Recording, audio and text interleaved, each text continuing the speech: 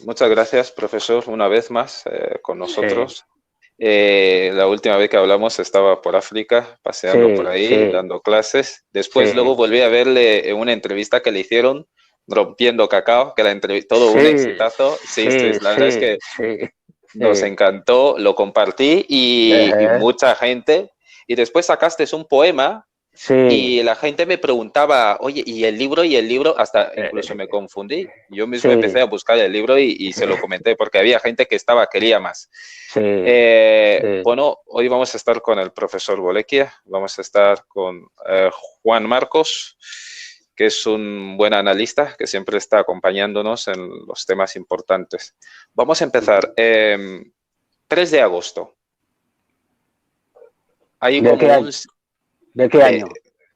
3 de agosto de, ya sabe el año, que no quiero recordar, que creo que fue lo peor que nos ha pasado a los guineanos. Hay algunos que lo están celebrando, otros no quieren celebrarlo, otros ni siquiera quieren nombrar el 3 de agosto. Por favor, Juan Marcos, 3 de agosto, ¿qué te parece esta fecha? Esta fecha es un velorio para muchos de nosotros. Un día es decir, que nos viene para engañarnos de que íbamos a alcanzar la libertad y sin embargo ha sido una libertad camuflada, una libertad llena de mentiras y que solamente era para abrir el camino para aquellos, a esa familia, para poder disfrutar y empeorar aún más la situación de los pueblos de Guinea Ecuatorial. Y por eso es para nosotros un velorio, una desgracia que venimos viviendo desde esa fecha. Muy bien. Por favor, profesor, ¿qué le parece esta fecha? Eh, 3 de agosto. Juan ha dicho que le recuerda un velorio. Si nos situamos en el contexto de Guinea Ecuatorial, un velorio es un espacio de fiesta, porque solo lloran los que tienen al muerto, es decir, los familiares más directos del muerto.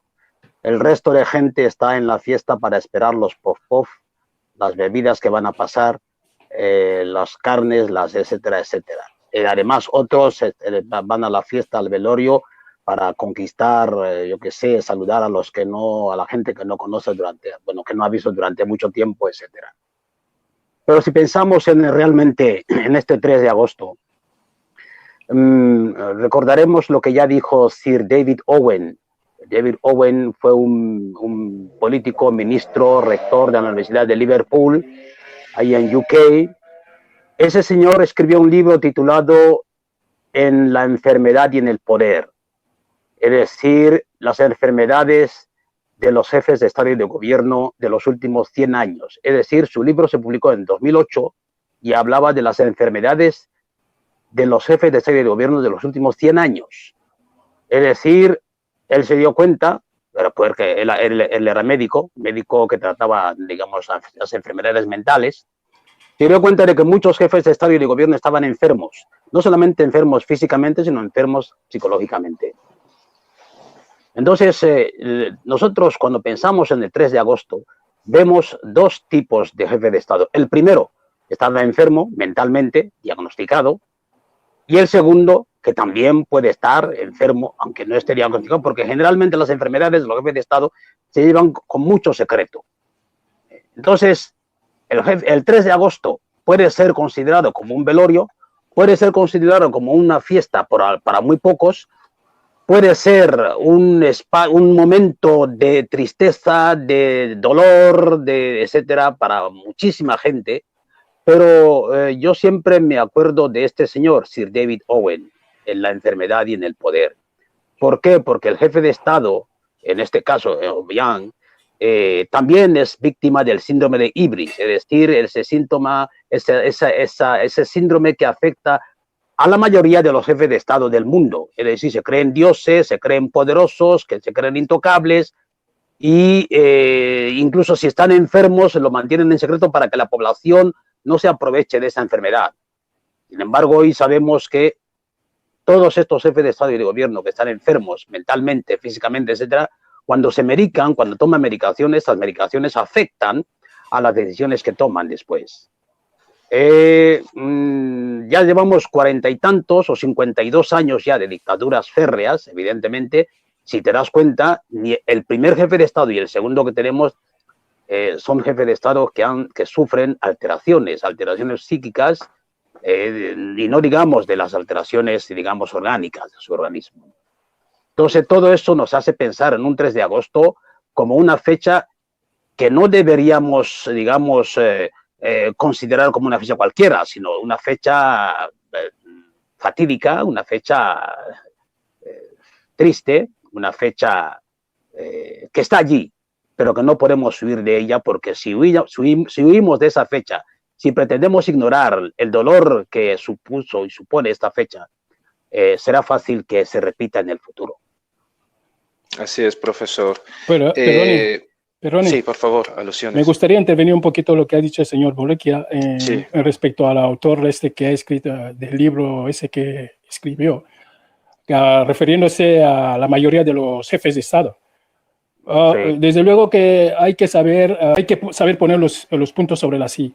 El caso de Obiang es un caso aparte. El caso de Guinea Ecuatorial es caso aparte. En África en general, usted bien sabe la historia de África y usted sabe los verdaderos hombres de África, lo que han hecho porque querían a sus pueblos. Y sin embargo, esos jefes de Estado les brimaron, les eliminaron. Está Sékou Touré, Kwame Nkrumah, está Thomas Sankara, está toda esa gente que usted supuestamente debe conocer. Esa gente eran verdaderos hombres de África. Entonces, el caso, y en otros países como Camerún, los países vecinos y todo eso, son países como Gabón y otros, Senegal y todos esos países, han tenido jefes de Estado, y incluso en Nigeria, dictadores, pero esa gente no han dejado de desarrollar sus países, no han fomentado lo que es el conocimiento. Y usted conoce los escritores africanos. Y esos escritores africanos es porque los gobiernos se han dado cuenta de que el conocimiento es lo que lleva el progreso de un país. El caso de Obiang, de Guinea Ecuatorial, es un caso que no se sabe cómo colocarlo en el continente africano. ¿Entiendes? Es eso. Entonces, ese señor que ha escrito ese libro, evidentemente, eso va para algunos personajes, y posiblemente la imagen de Obiang y Macías pueden verse reflejado en esa descripción de esos personajes, ¿no? Pero como también aquí en Europa ha habido. Pero bueno, pero que no se generalice tanto, porque en África seguimos teniendo gente valiosa, gente que han marcado la historia y gente que han sido determinantes en la historia de África, pero les han borrado para que la generación desconociera el papel que esos, sobre todo en Guinea Ecuatorial. En Guinea Ecuatorial, la generación de hoy no conocemos el papel que jugaron esos grandes personajes que han habido en Guinea Ecuatorial. ¿Por qué? Porque tal y como usted mismo lo ha dicho, la mentalidad, problemas psíquicos que parecen esa gente, o porque son gente que han creído más en cosas, en tabúes, en cosas que realmente están relacionadas con la medicina tradicional, como la hechicería. Por eso estamos así. Por favor, señor Bolecchia. Hay una cuestión, es decir, evidentemente el señor Sir David Owen, cuando hizo su estudio, lo pudo hacer porque él es médico neurólogo, había sido ministro de Asuntos Exteriores, fue rector de la Universidad de Liverpool, entonces sabía de lo que hablaba. Él describió las enfermedades que tenían personajes ilustres, por ejemplo, como Roosevelt, como Nikita Khrushchev, como Winston Churchill, como Nixon y muchos otros, como George Bush, como Tony Blair, etcétera, etcétera. Entonces él lo describió y lo dijo, señores, la imagen que nos presenta el entorno de un jefe de Estado y de gobierno generalmente no coincide con la verdadera personalidad de la persona esta que está gobernando. ¿Quiénes presentan la imagen? El entorno, los que rodean a ese señor o a esa señora. Entonces, existe una figura visible, jefe de Estado, el mandamás, el máximo poder dante. Pero ¿quiénes aupan a ese? ¿Quiénes, digamos, protegen a ese podernante? No puede él solo, digamos, decidir. No, tiene que haber en su entorno gente que le promueva, gente que le aplauda, gente que le facilite la comisión de sus fechorías.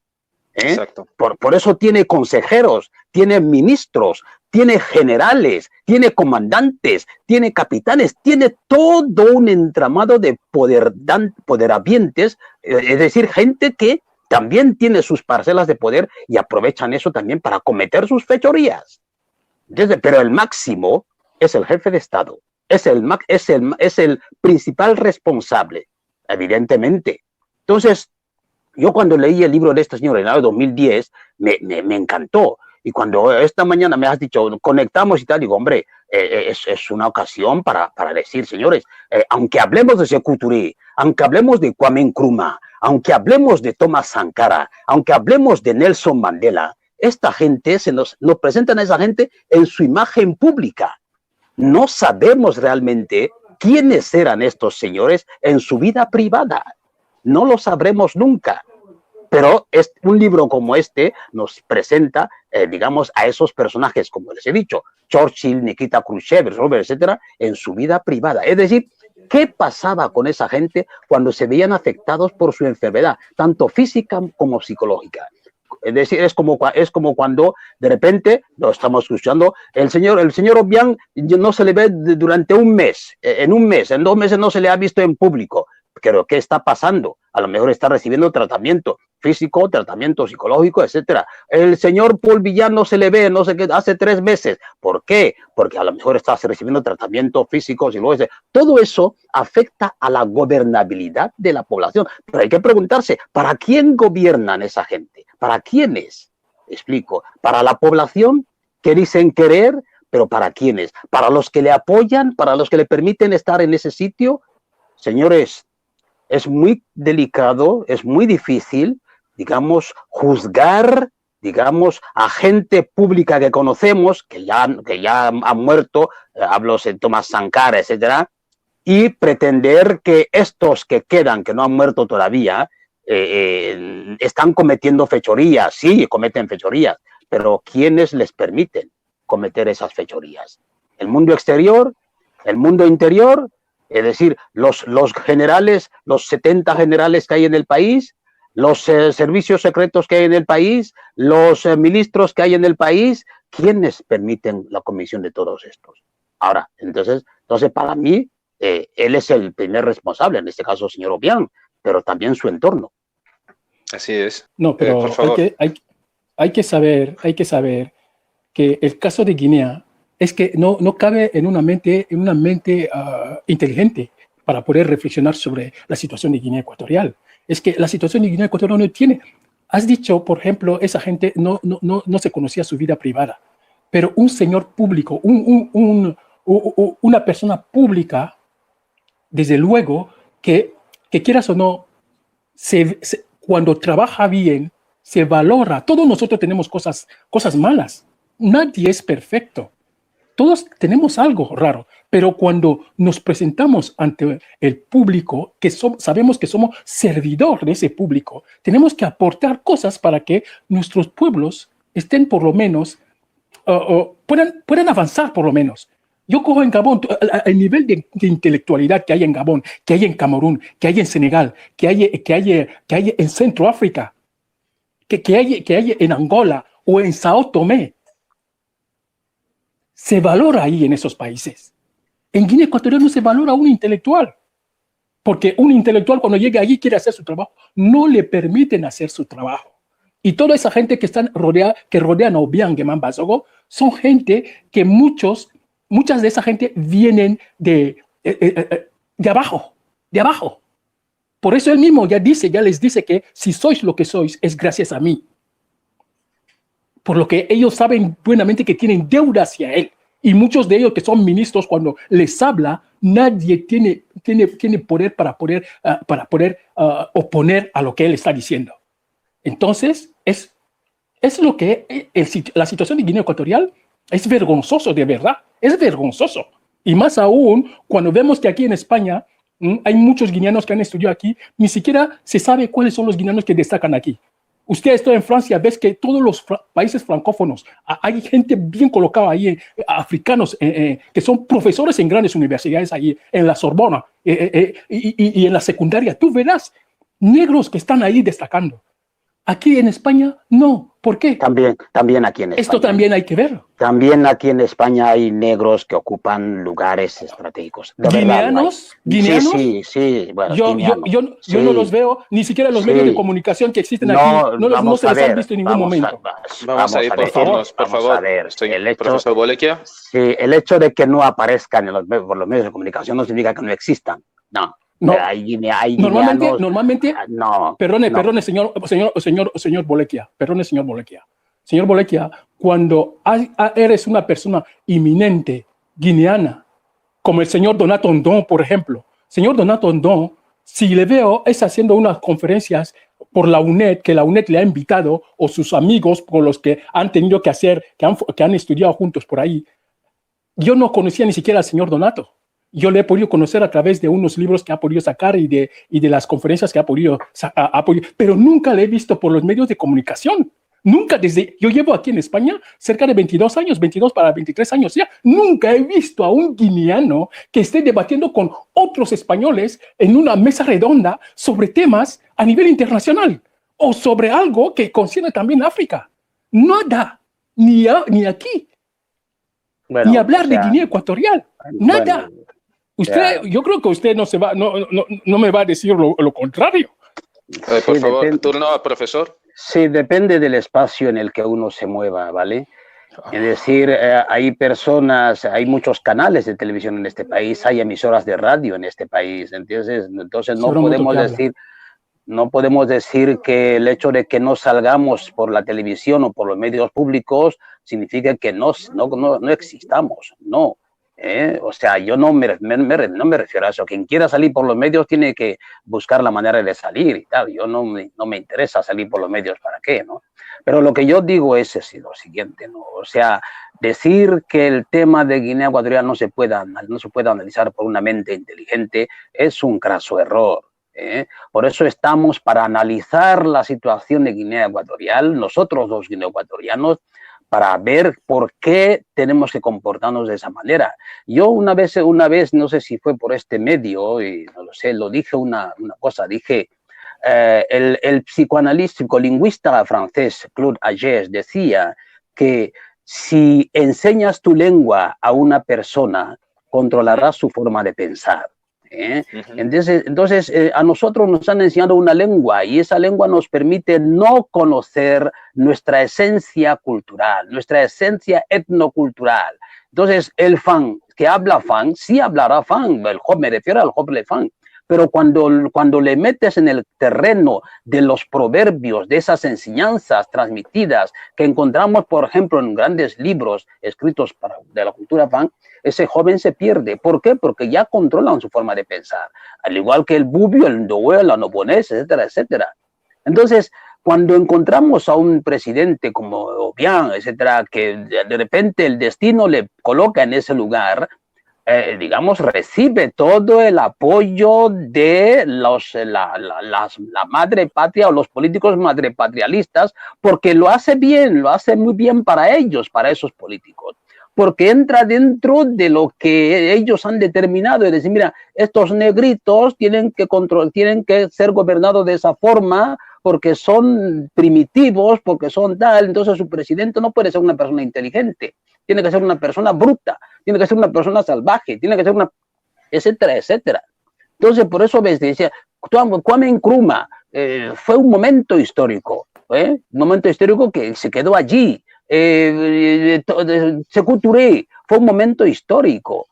Nosotros estamos viviendo un momento histórico, los guineoecuatorianos estamos viviendo un momento histórico y debemos sacar buenas lecciones de este momento histórico. Es decir, no tenemos que estar, digamos, lamentándonos, porque hay que, incluso cuando vamos a enterrar, cuando estamos en un velatorio, que es lo primero que ha dicho Juan, velatorio o un velorio, tenemos que sacar lecciones de ese velorio. Tenemos que aprender ese velorio. Los velorios hoy día, que me he dicho, se han convertido en escenarios de fiesta, escenarios festivos. Ya no es un lugar donde vas para llorar, para acompañar a la persona que tiene al muerto, no. Llevas al velorio para pasarlo bien, estar 5 o 6 horas sin dormir, charlando, etcétera. Entonces, tenemos que aprender del dolor que estamos viviendo, de la situación que estamos viviendo. Es decir, tenemos que hacernos la pregunta, ¿para quiénes gobiernan los gobernantes africanos? ¿Para quién gobierna Obiang? ¿Para quiénes gobiernan los que están a su alrededor? Tenemos que pensarlo así, esa es la pregunta.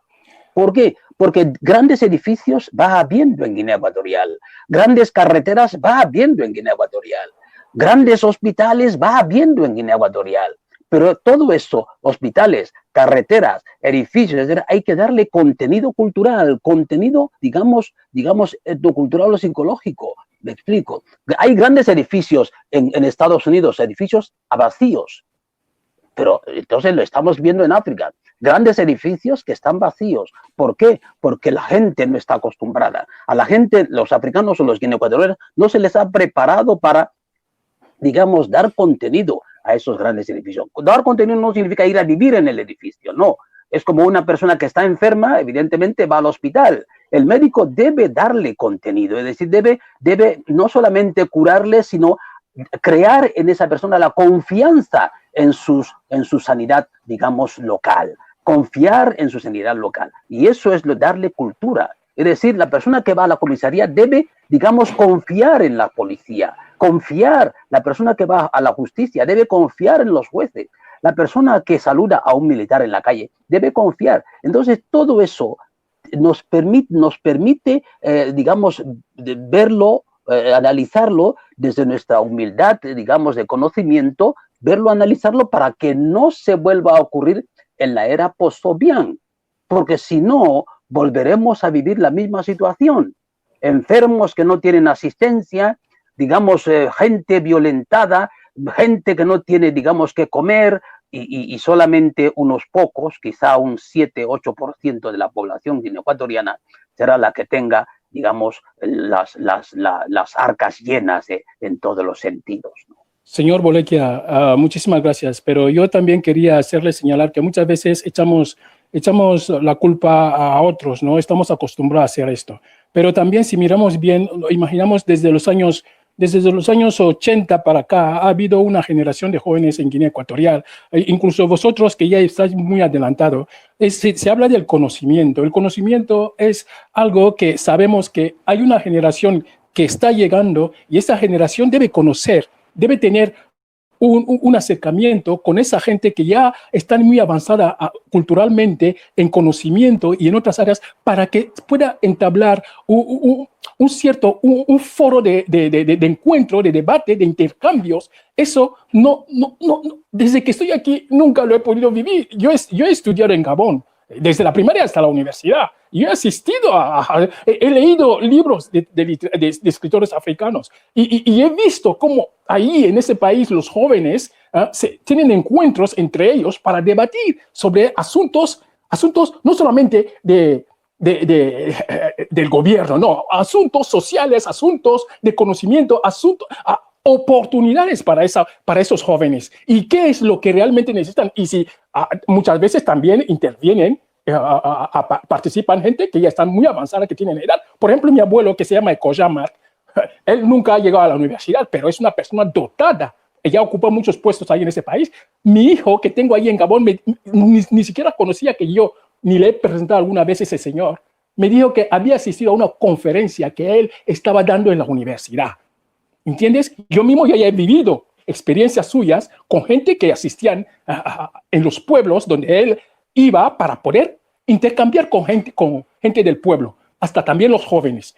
Esto son el papel que debería de jugar muchos de ustedes, tanto usted como el señor Donato No y todo eso, está desaparecido. Yo aquí en España en ningún momento no me acuerdo, no sé, o quizás estuve perdido o no estaba al corriente de que se estaba celebrando algún encuentro por ahí. Yo he asistido en la presentación de un libro del señor Zamora. que usted ha estado presente y yo intervine ahí porque dijo algo que también no me encajaba bien en mi pensar. Entonces, pues... Entonces, el hecho de que yo esté aquí contradice lo que está diciendo don Juan. Es decir, el hecho de que no esté al corriente de todos los debates conversatorios que se mantienen, le contradice totalmente. Es decir, el hecho de que no sepa él que hay muchos jóvenes, que hay grupos de WhatsApp, que la gente se conecta, que la gente debate, que también en Guinea Ecuatorial los chavales, los jóvenes se encuentran, debaten, etcétera, aun a riesgo de ser detenidos, etcétera, no significa que no se haga porque él no esté al corriente. No puedo estar de acuerdo con eso. Los jóvenes se encuentran, se reúnen, debaten, etcétera. Hombre, que no van miembros del gobierno en sus reuniones, de acuerdo, no van, pero los jóvenes están muy activos, tanto en Guinea Ecuatorial como fuera de Guinea Ecuatorial.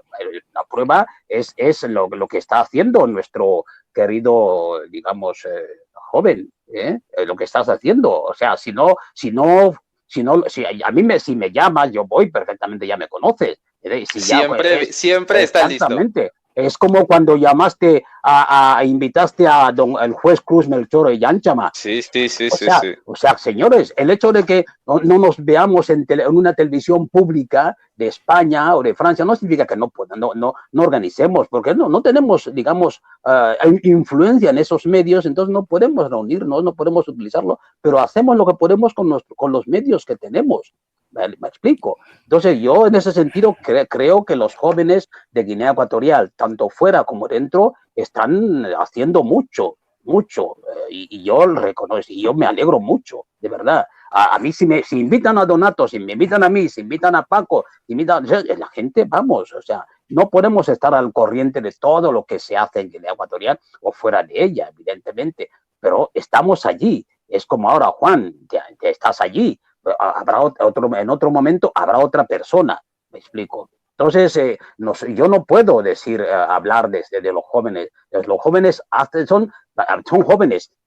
Además, ten en cuenta que los jóvenes de Guinea Ecuatorial o de África tienen muy presente la figura tiránica del mayor, del padre, me explico. Entonces, esa figura tiránica del mayor y del padre a veces, les impide, invitar a ese mayor o a ese padre, porque lo único que va a hacer ese mayor o ese padre es reprenderles, recriminarles, humillarles, etcétera, etcétera. Y no, ese señor de Gabón, tu abuelo, etcétera, habrá aprendido a que del joven se puede aprender mucho. A lo mejor en Guinea Ecuatorial todavía los gobernantes les queda por aprender o saber de que del joven se puede aprender mucho. No lo saben porque son el poder, ostentan el poder y el Nkukuma no se le puede contradecir. El Butuku es el Butuku, ¿vale? Entonces, todas estas cuestiones se pueden ir limando poco a poco. Por eso esta situación que estamos atravesando en estos 50 y pico de años nos debe permitir reflexionar antes de llegar a la era post-Obiang. Reflexionar y ver qué podemos hacer. Formación de los jóvenes. Claro que hay jóvenes que se están formando. Hay un montón de jóvenes, un montón de universitarios, de técnicos que no tengan la ayuda estatal para ser emprendedores. Ya llegará el momento. No debemos desanimarlos en ese sentido. Y que no tengamos médicos capaces de investigar en el país. Ya llegará el momento. No investigan los médicos porque el sistema político no lo permite, no les deja, ¿vale? Porque para investigar hay que tener un presupuesto de investigación, un presupuesto de investigación libre de la voluntad del ministro de turno. Que sepamos que el presupuesto está ahí, punto. Que si uno presenta un proyecto de investigación, se lo aprueban y le dan el dinero e investiga. Pero esto no existe todavía. No es que no pueda existir, es que no existe. Sencillamente para los gobernantes no existe eso, no es prioritaria la investigación.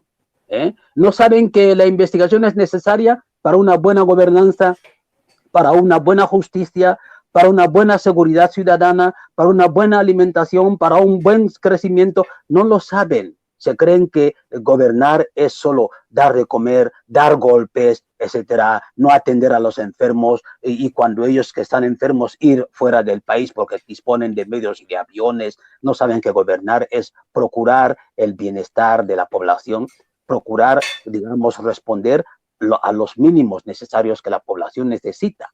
Y los mismos necesarios que la población necesita es sus encuentros, sus reuniones, sus fiestas, su comida, su salud, su seguridad, etcétera, etcétera. Perfecto, Pues, muchas gracias. Vamos a bueno, cambiar de tema, profesor. vale. Siempre es un gran placer escucharle. Siempre se aprende uno cosas nuevas, diferentes. Normalmente cuando hablo con ustedes dos, vengo desconociendo demasiadas cosas, pero a raíz de estar hablando para mí es como estar en clase. Para mí, siempre que hablo con personas como ustedes.